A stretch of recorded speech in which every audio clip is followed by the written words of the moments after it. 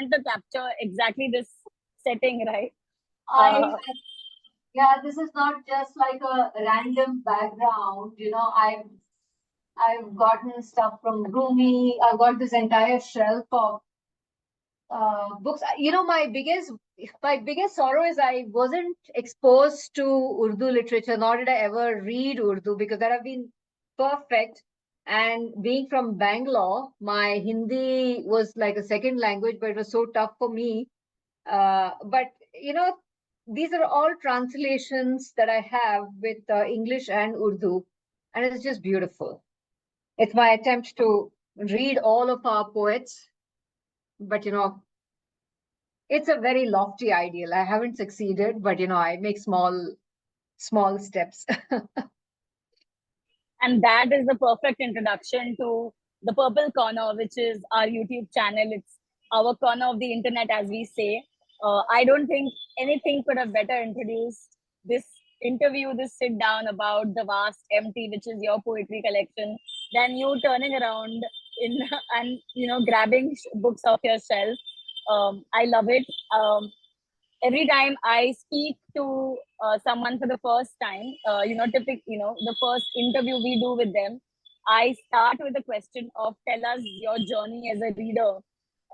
And I feel like we've opened with it so organically. You mentioned two things before we officially started recording, and I want to pick up our conversation from there to everybody listening. I'm talking today to Mamta Chander, whose pen name is Turiya, which we'll come to why and how later. But she's written a lovely collection of poems called The Vast Empty. There are 65 poems across all emotions, love, loss, so many. Like right now, I'm blanking obviously because I'm on the video, so obviously I have to blank a little bit. But there's amazing. It's like all these emotions captured in one collection. So today we're talking about her book and of course her journey as a poet, as a published poet. Her day job is in corporates.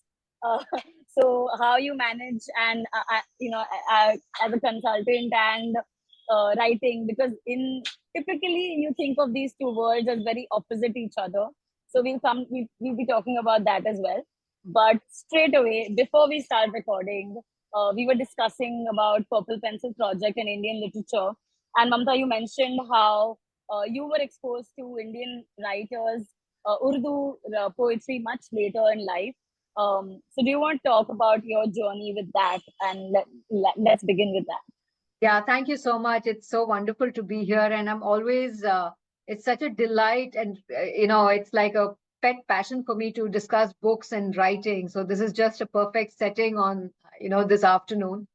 So my reading began when I was 6, and it started with Amar Chitra Kathas, right? So Amar Chitra Kathas. So there was a very deep foundation of Indian mythology.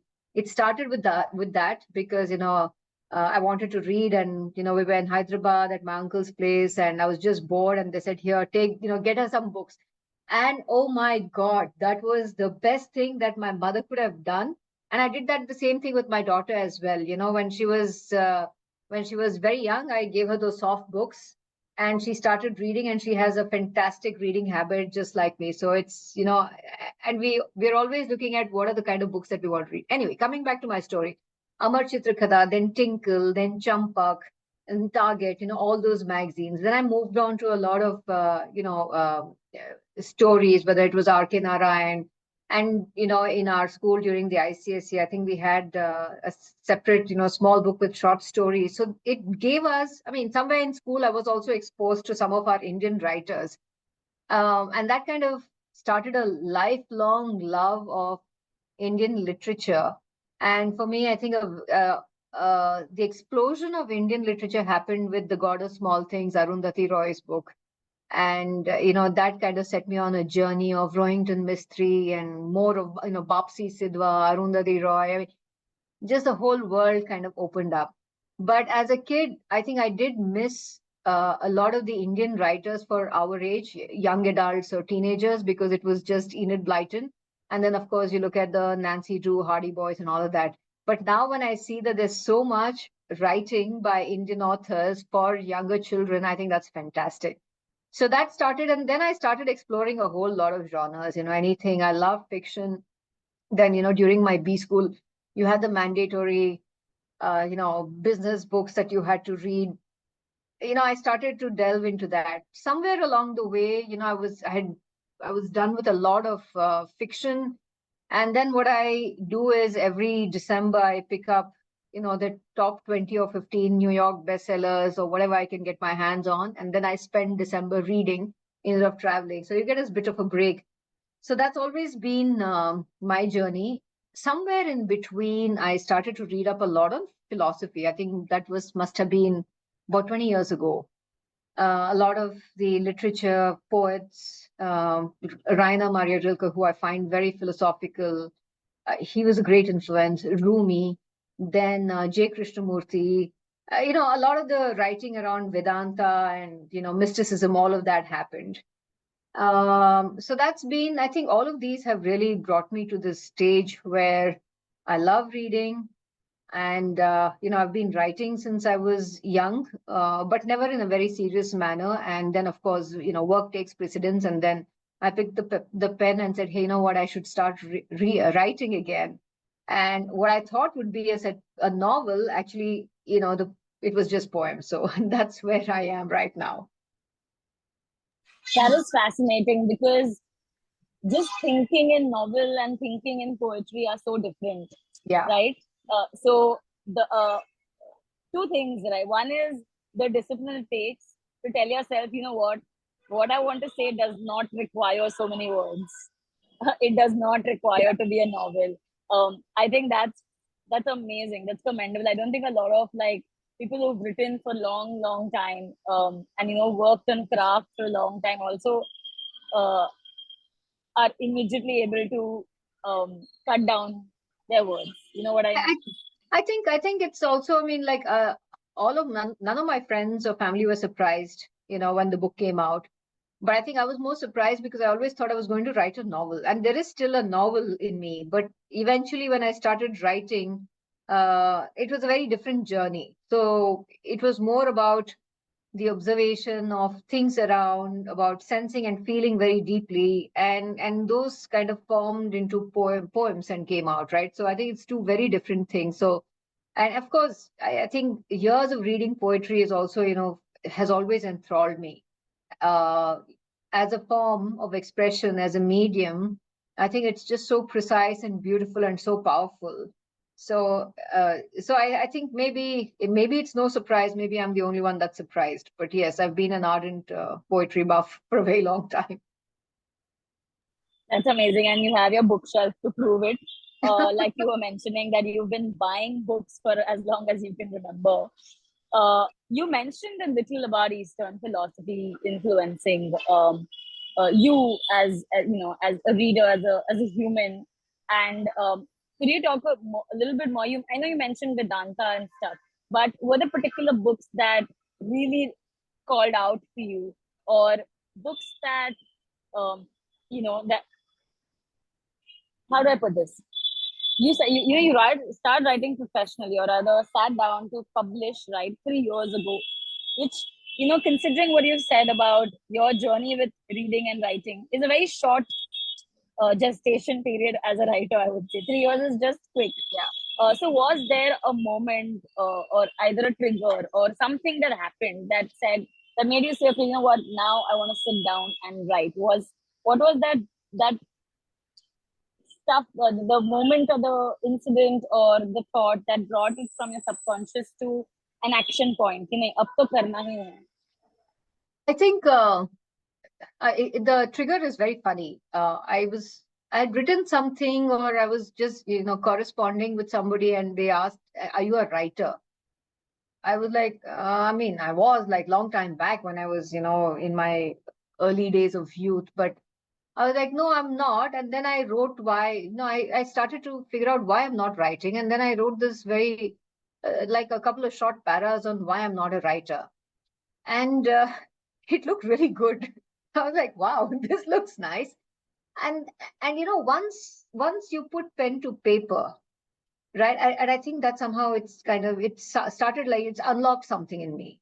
And then after that, the words started to flow, right? And I started to spend a lot of time in nature, walking and observing, because hey, I said, hey, you know what? I think I can write, and it looks pretty good to me. So I started writing. So it was just that one trigger that really started a lot of things.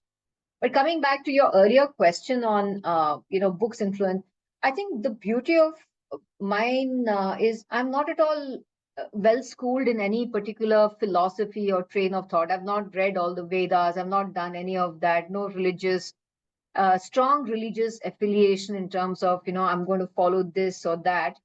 I think it's just been a lot of exploratory work, right? Just whatever, interested me. And then one thing led to another and led to another. So it was more a journey of self discovery aided by books, not so much the book leading away, but the book as a prompt or as just a guide. And there have been several books. I think what piqued my interest, the very first book was the Vedanta Treatise by A. Parthasarathi. That kind of gave me some broad structure around how to understand this vast Eastern, our Indian philosophy. But it wasn't that I went very deep, and I can't claim to be learned or anything. And I think that's the beauty of it. I have no baggage. I have literally zero baggage, and I have very little knowledge on most of this. So I just, whatever I write is just something that's I've observed and it's come to me. So I'm blissfully liberated by that sense. I love I love that what you said about not having the baggage, because sometimes we try to know so much and put that pressure of knowing everything on ourselves, and then we can't, kind of get lost in that cycle of, is this enough knowledge? Yeah. At least it's happened with me, so I quite resonated with what you just said. I mean, I think uh, we have enough pressure in our work. At least I certainly do, about having to know a lot of things at work. But this is not something that I want to put pressure on myself. what I want to shift to is, there's one point of inspiration, and then there's this moment where you realize that, okay, I want to write and I can write, and maybe it's time to bring it back. I'm, like, I like what I've written, but to get from that to building that consistency, to sit down and write every day, to sit down and articulate what you want to put out, um, even it's not easy. It requires immense consistency and discipline, and it requires um, that kind of emotional energy to always put your thoughts out there. Writing, I often say, this is a very draining exercise, right? So just as someone who had not actively written for a long time, to someone who was developing now, had said, okay, I'm going to put these words together. How did you develop that consistency? What was that process, especially while managing what I can only imagine a very fairly hectic and fairly stressful, as any corporate professional life can be, right? So how did you build that discipline? How did you build that headspace कि नहीं, I have to sit and write, and I have to go through the, often, if you're writing about loss, it can often affect you. It can often, you become the words you're writing. So your mood changes, there's a shift. So did that happen with you, and B, how did you navigate it? So one, there was no process. There was no process. And two, there was no discipline. Okay. And I think, and people have asked, and I wanted to say there's a process, there's a discipline and all of that. And I realized that it's very different for a novel. If I were to sit and write a novel, I know exactly, the stories in my head. I'll have to make that discipline of, constructing it, putting a framework around it, almost like an Excel sheet. Chapter one, this was, things like that. Like, you go through Wikipedia, Game of Thrones, season one, it's like that you flesh it out, right? But for me, what I've realized it with poems is, if, and I've said this before, if, when time will find you and the poem will write itself. I think a lot of times, and this is exactly what's happened, there have been days when I've written 2 or 3 poems, and then nothing happens for like days. And, I used to get a little worried thinking, oh my God, is it it? Is that it? I've written, that's it. And then something else triggers and something else, So it's that moment of inspiration and something. And what I've realized is the process is not really a process, except being mindful in the moment and observing. And when you observe, I think there will be things that will really touch you deeply, or thoughts that you contemplate a lot on. And that kind of evolves into a poem. So I think it's almost like you have to wait for the poem to whisper itself into you. And that's the moment of inspiration. And then if you lose, and the only discipline where I would say is, if you're offered a prompt by nature, by an emotion, by people, you follow it, respect it, and then write. That is the one discipline that I would say. Because once that moment goes away, then you struggle to find it, what you felt at that moment, the thoughts that came to you. So that's the one thing. But otherwise, I feel that writing poetry is very, very different. And for me, the kind of poetry I write is more about more searching, more soul seeking. And the feeling that I want people to take away is a sense of calm, refreshed, feeling refreshed and feeling calm. So I don't write about, necessarily the parts of life which are about social injustice or a cause or a war or famine or, women's equality. None of that. Mine is go deep into yourself, and that going deep into yourself, you need to be one with the moment. I mean, it's a very different plane you need to be on, and that won't come with, it's not planned. It's almost like you're a channel of something which is deeply moving, and then you try and, you can't even say capture, you try and form it into words, and arrange the words. I think the words are also there, you have to just arrange it. It's almost like a beautiful flower arrangement, if I can say. So no process, no discipline, just respect the moment is what I would say. You said time will find you and the poem will write itself. I really see it as like a reel that will go viral, right? That is such a powerful thing. Um, Having said that, right, this is a published work. And while you have, you've got your inspiration, you found the words, or the words have found you, or the poem has written itself. Often, uh, even poems are often edited, uh, in the publishing journey. So I want to, this the next step, right, is you've written, you've happy with all the poems, 65 poems have come to you. Uh, and then you say, okay, now I'm going to put it out there. Because it's poetry, editing becomes very tricky, especially for the kind of poetry that you write, which is, like you said, it searches inward. It really comes and speaks to the soul.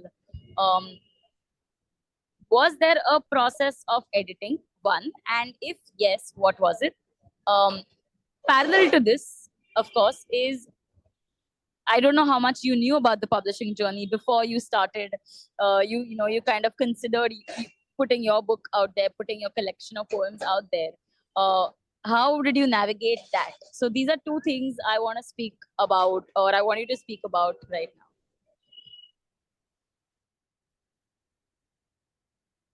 now. Okay. I think two questions, right? One is the whole editing. I think the edits are, the edits are more about wordsmithing at the end of the day, not taking away the concept. How can you make it tighter? How do you make it more relevant? How do you make it precise? How do you make it sharper? I think that's it. So it's not about taking away the gist of the poem or it changing the form in any manner. It's just the embellishments around it. Is it really needed? Sometimes, there is a tendency to use a lot of words which you don't need to, or use words which sound very fancy and great, because what I saw it is, I'm very confident about my ability or my vocabulary. I don't need to prove it through the embellishments of the vocabulary. I think the idea is powerful. The idea needs to hit home, right? And one of the things that I realized with a lot of people, one, of course, people said no one reads poetry. It's a very tough genre. And I said, how do I make it accessible to people? I asked people, like, why don't you read poetry? Because whether you read it or not, that was what came to me, and that's what I'm going to put out there, right? The poems. But I was very curious. And what I heard most people say is that they've also been emotionally scarred by having to mug up poems in their high school, poems that they couldn't relate to.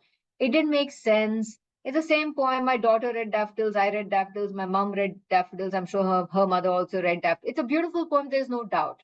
But there are so many poets out there who can talk. So how do we create a love of poetry in the youngsters, right? I mean, talk about what's actually more relevant to them in today's world. Of course, giving respect to the classics. But having said that, most of the poems did not speak to people, and somehow they said, if poems are like this, forget about it. So I wanted to keep it very simple, very straightforward, make the idea more powerful, and as long as the language is good, which I think it is, and the words are resonating with people, that was fine. So that was one thing. So the edits were more on me keeping it simple and not letting my, it wasn't like a literature test for me. It was more about what's going to appeal to, how does the idea come across more powerfully and very simplistically. The second one, on the world of publishing, I did not look at all of it, because when you publish something, the first thing, you said this earlier, if it's you're writing about loss, you feel that. But the second thing is also, people also ask you, if you write a sad poem, are you depressed? If you write about love, oh, did you have a heartbreak? If you write about loneliness, are you lonely? No, you don't need to feel all of these things, right? Maybe some you feel, some you must have felt some time back. You know, so there is a yes and a no. It doesn't have to necessarily be about you, because, like I said, a lot of it is about observation. I think the biggest thing about publishing is, are you going to make a fool of yourself? Right? Are people going to say, I don't know this person, I don't know what this person has written, right? I think there is that little bit of moment of self doubt that you have. And I think mercifully for me, before I even thought of, first I had far more than 65 poems. I kind of curated it, saying, let me just get these out there. But I did have friends and family who, and some of them are really biting critics, right? They would not let me, they would say this is all rubbish. But a few of them I tested and said, you know what, and these are not people who read poems. These are not the stereotypical people of who we imagine people reading poetry. They were like hard nosed, business people. They read it, and they said, you know what, this speaks to us. I think you should go ahead. So I said, okay, fine. I'm going to go and ahead and put the work out there and be vulnerable. That's fine. What's the worst that can happen? People are not going to read it. What's the best that's going to happen? They will read it, they will like it, and the words will speak to them, and they find themselves relating to it. So that was fine. I don't think a lot of poets and authors have that kind of sense of security and self that to navigate that. So I think that's superb. Um, you said some of your early readers were business people, and that's fantastic, because I was really curious about it, partly from personal experience, partly from um, you know um, the fact that you are a poet, someone who reads philosophy, and someone who has a corporate job, which is, on paper, these are very different worlds that not everyone thinks can coexist. I believe they can. In fact, I ran a couple of corporate book clubs some time ago, and something that I've always believed, that being a reader, being philosophically inclined, being a poet, while they may not necessarily be monetarily fruitful vocations in today's day and age, they enrich your life as a corporate professional also tremendously, right? So both as someone who read a lot of philosophy, and someone who read a lot of poetry, who is reading a lot of poetry, who is writing a lot of it, have you one felt that this has had any impact in your kind of professional corporate life? uh, does that happen? And second, all these people, how did you get them to read? Because I really feel like so much of the reading today, especially in a professional world, is stuck to non-fiction productivity reading, which is great. You want to know about how to build atomic habits, and you want to know how to not give an f about what the world is saying, but that's not it, right? You should also want to and be able to experience the more minute, nuanced emotions that poetry evoke, or the more imaginative emotions that, say, Lord of the Rings or Harun and the Sea of Stories would evoke. So, how have you seen that this interplay play out in your life, and that perhaps of your colleagues? and people in the corporate world? It's these are fantastic questions. I mean, you really hit the nail on the head. So the first one, what does so yes, there is almost a dichotomy between being a partner in a big four, running a large practice, blah blah, all of that really stressful job, and then writing poetry. Somehow, uh, there's whether we like it or not, you play golf, it's cool, you run, it's cool, you do half marathons, it's cool, you climb a mountain, it's cool. But you write poetry, you're into philosophy, and people think that you're, on the path, and that too in philosophy and poetry, it's like Vairagya. Yeah, she's like, that's it, she doesn't need. So the balance of both these, it almost seems like a dichotomy, right? How can you be this and that? But you can be everything in my mind, right? Nothing stops me.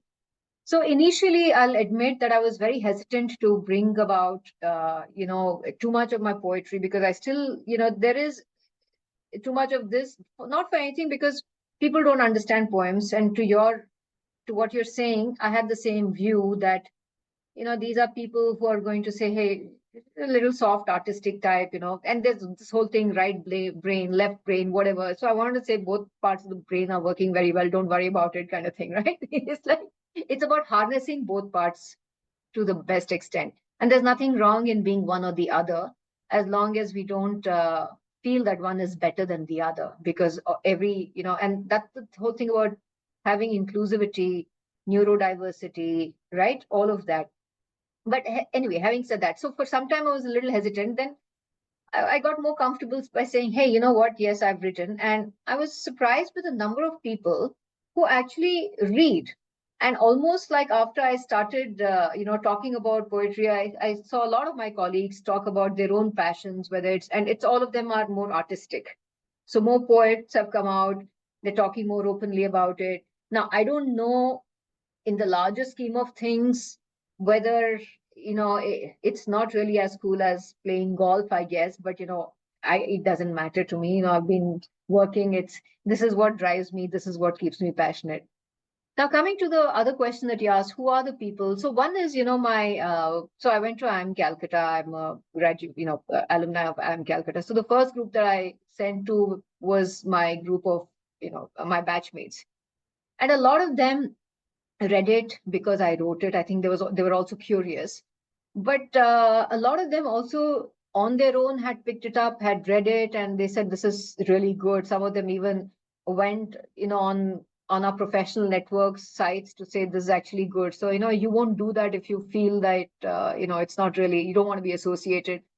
And what I've heard a lot of them say is that I have somehow captured the things that they have been unable to articulate. But these are thoughts that are there in their minds. And especially as as you grow older and you start to reflect on what has been the purpose of your life and what is the big question.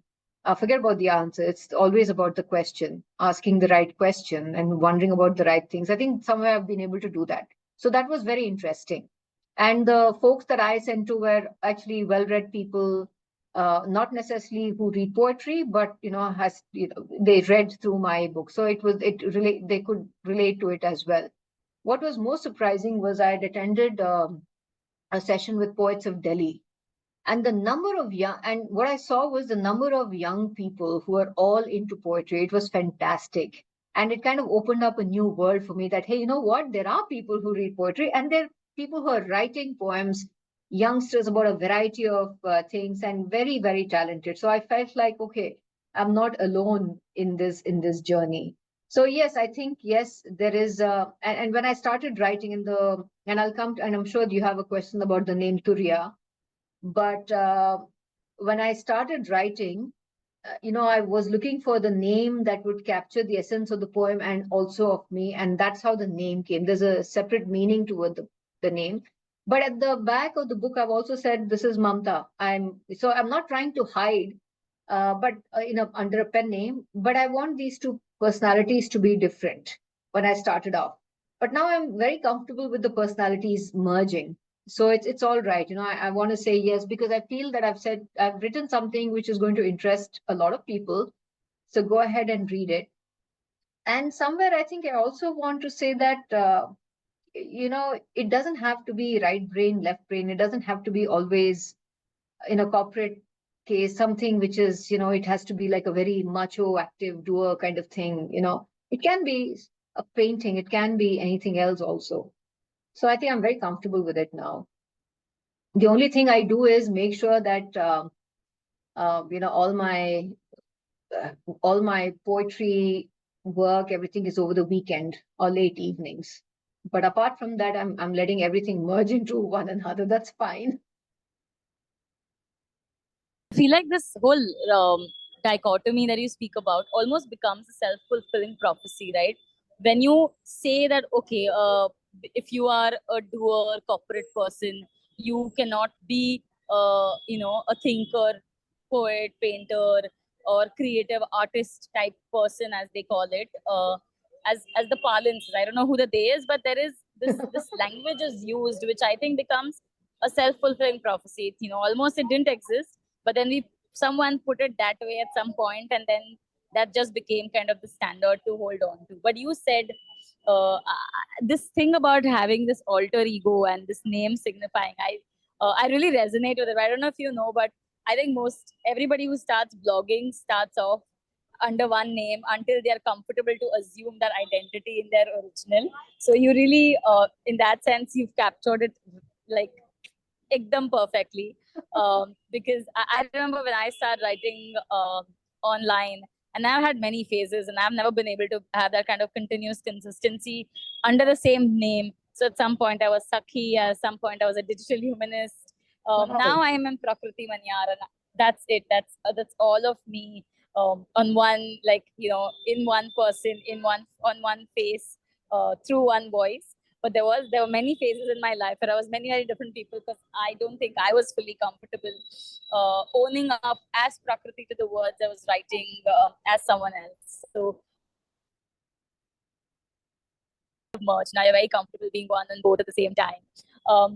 Two things to wrap up before I ask you to read a little bit, a few poems, maybe one or two, from your book. I don't typically do the reading because I feel like I don't have the poet's voice. So that's why I ask Come people, on. the authors to read it. They do justice to it. One, of course, is the meaning of Turiya. I know you mentioned in another interview, but I've forgotten it. So that's on me. The other is, of course, your next work. I know you've said it before, that you have some 50 poems still there, waiting to be put into the next book. You mentioned in the course of this interview that the novel will eventually come sometime, because that's really what you see yourself writing. So as you are enjoying this journey, as you are taking part in literary circles and discussions, meeting young readers, finding out that there are, oh my God, readers within your own circles you've never spoken about reading with. What's next for you as a writer? And how do you see that this is going to become something like a full-time part-time thing, or is it like a one-time, a project that you write when you feel like it, or when it comes to you, like you mentioned? So and just to go back, what you said about being comfortable with your alter ego. When I started off, it was, why did I choose? Because, writing under Mamta, who is on one hand looking at timesheets, utilization, projects, and the topic that I wrote was very different. And whenever I write, I feel like I'm on top of some plateau, like, maybe Tibet, overlooking just vastness. And, I'm sitting by myself, and all these poems are coming to me whispering, and, I'm just like a scribe writing it down. And that was, and I think poetry for me is very sacred, right? And it's almost like, I revere whatever is like coming to me in that sense. So I'm very particular about what I want to, the state of mind I want to be in. And I know that if I'm just like running around, I'm saying today I'm going to write a poem, that's not going to happen, right? So there's something very sacred. And the name came to me just like the name of the book, The Vast Empty, the collections. Even the name Turiya came to me. Turiya is like the fourth state. It's the ultimate state of consciousness which pervades all the other states, whether it is waking, sleeping, or dreaming. This is something which is all existent, right? So that's from a Vedantic philosophy. So for me, it was just a very natural the name just, I said, oh yeah, this is the name that I want to write under for these poems. And so it was not about, it's like when I write from a Turiya state of mind or a person. When the rest of it is, Mamta. I think where I kept it two separate was, I said, somehow, I don't want, I want to keep these two separate. But then more and more I started integrating, because I also said that, my as a senior, professional, my adapt, just embracing this creative side of me also allows a lot of people to feel confident to bring out their own creative side and talk about what their passions and pursuits are, whether it's men or women. I mean, someone once asked me, don't people think that you're always dreaming at work? I said, if you see me at work, no one even thinks that I'm capable of writing a poem, because that's a very different personality, is what they say. So that's one. The second one, I think so one of the things is also that I feel that people should feel encouraged to actually explore and express their creative side, and know that it doesn't diminish your logical reasoning, professional side of it, because both these are parts of it. Because I don't let, when people see me at work, sometimes they don't believe that I am capable of writing a poem, right? So there is that, because there is also a very different persona that you're at work. But all of these personas are actually a part of you, right? You're just like, you're a wife, you're a daughter, you're a mother, you're a friend, you're all of those. So even you're a career person at work, and then you're something else, you're a sports person. The same level of aggression you might not bring into your work the way you are at a tennis match or whatever it is, right? Maybe you do, maybe you don't, but these are all different facets of a person. So I think that was that was the whole thing around having a separate name, because for me, when I write, it's a very different aura or a person, the persona that I have. So that was that. Coming to my, what am I looking at work, am I looking at writing as a full-time, part-time? I just realized that writing gives me a lot of joy. It kind of completely immerses me. And I'm not able, today I wrote, today I completed an article, which was, and I was struggling, what am I going to write on? Somebody asked me to write something. I was struggling. And then I spent, early morning writing something, and it gave me so much joy. And suddenly I feel, this is really what I want to spend. And it's like something was, I had like goosebumps when I was writing, because I realized that's what gives you joy. So I do definitely want to continue writing, and I will. I've been writing poems. It's a matter of now putting it together into a volume to get it published. And maybe that will happen during the course of the year. There are lots of poems that I've been writing. So that's one. I think the novel is going to take a lot more time, because that requires, you to really have that mind space. Otherwise, it takes forever. And that's also fine. There's this wonderful book called Daily Rituals of a series, right? It's by, I have it somewhere, and you can Google it. It's got daily rituals of artists, of professionals, of women, this, that, everything. And what I've realized is that there was never an artist in history who was actually a full-time artist, whether it was a musician, whether it was a writer. They all had like, a boring bank job or teaching someone, and then they'd come back in the middle of the night and sit and focus on their craft.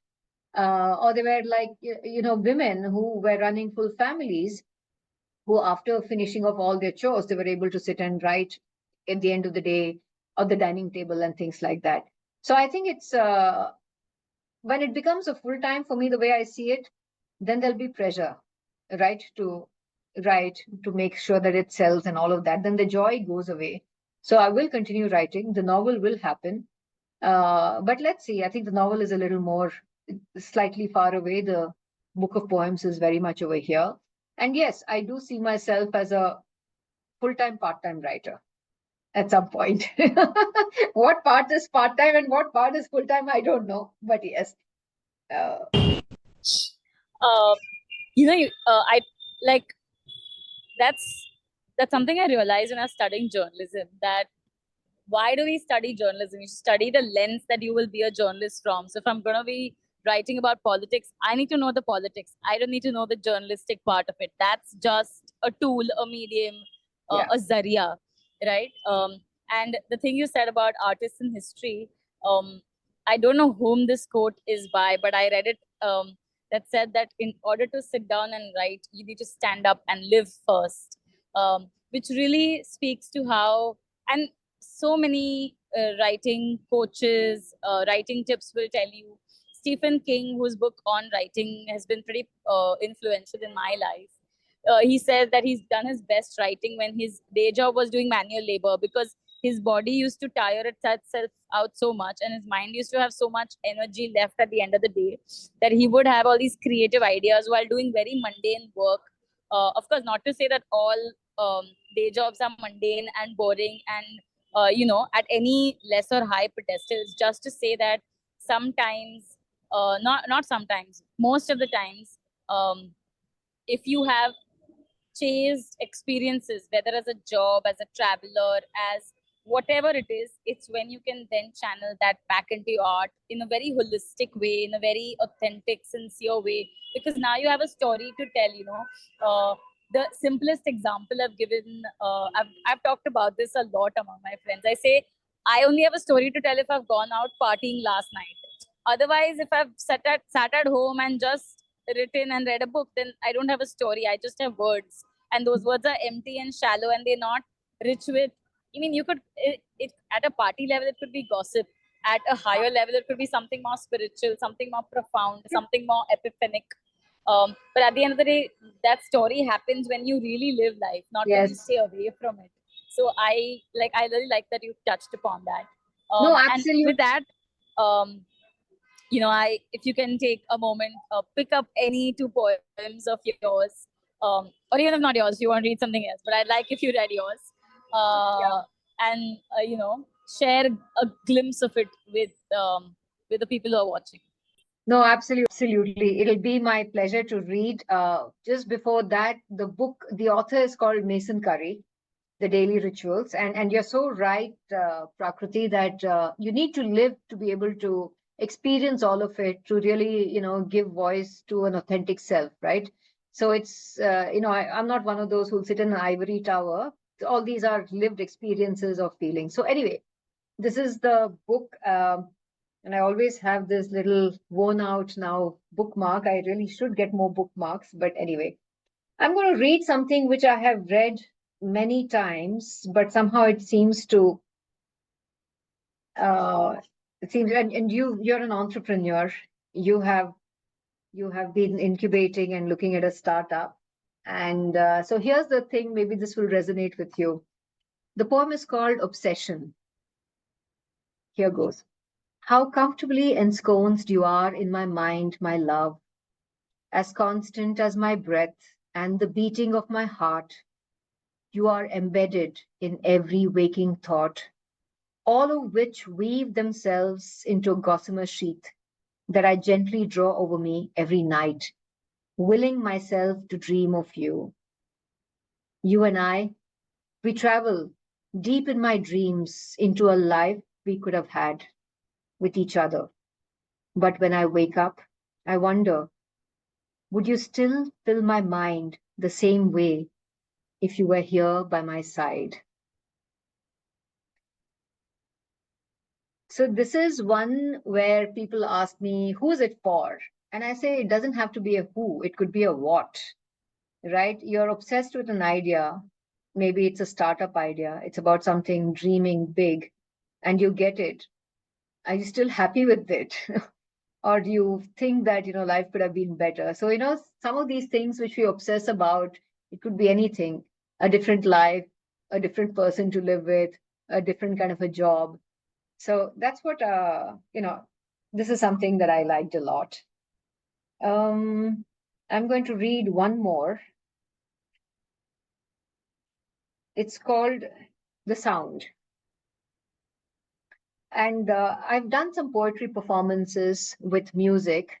In fact, I think it's probably the first one to be done with, a violin and sitar playing. And yeah, and I had this poetry performance also. And then later on in Bangalore, I had, it was more about how do various art forms come together. So I was reading, I had a few modern dancers giving their rendition, then I had a violinist. And then there was a fire, fire performance as well, along with all of it. It was very interesting. So usually when I read this poem, I ask people to close their eyes and just focus. But, in this case, I don't know if that'll work, but yeah, it's called The Sound. Hidden deep within, behind the voices of the birds, the flow of rivers and the noise of life is a sound so deep from the core of yourself, maybe from deep within the earth, and yet so distant. Like the sound of space rushing into your mind, a sound so constant, so visceral. Be still, listen, for it is the sound of light from a million stars, from galaxies waiting to be discovered. It is the sound of your memory from all your lives engulfing you. It is the sound of every thought that occurred, the sound of eternal knowledge being revealed. It is the sound of the beginning and the sound that will remain after the end. It is the sound of creation and the sound of existence. It is a whisper of the universe murmuring its secrets to you. It is the sound of your effort as you travel into your soul. It is the sound of wisdom, the sound of knowing yourself. It's the sound of the one truth. It is the sound of you.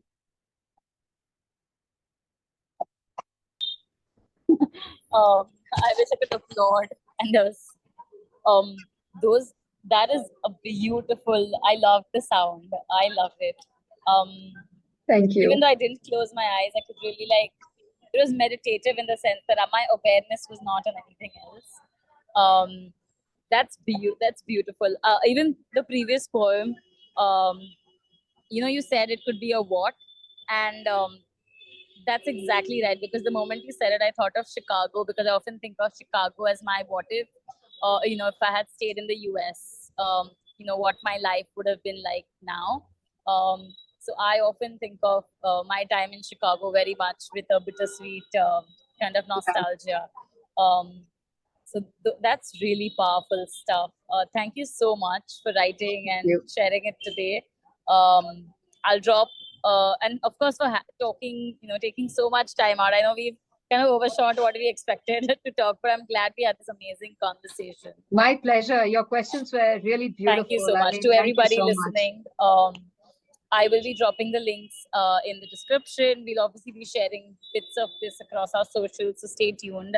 And thank you, Mamta. Thank you for having us. Thank you so much. Really appreciate it. Thanks. All the best. Thank you.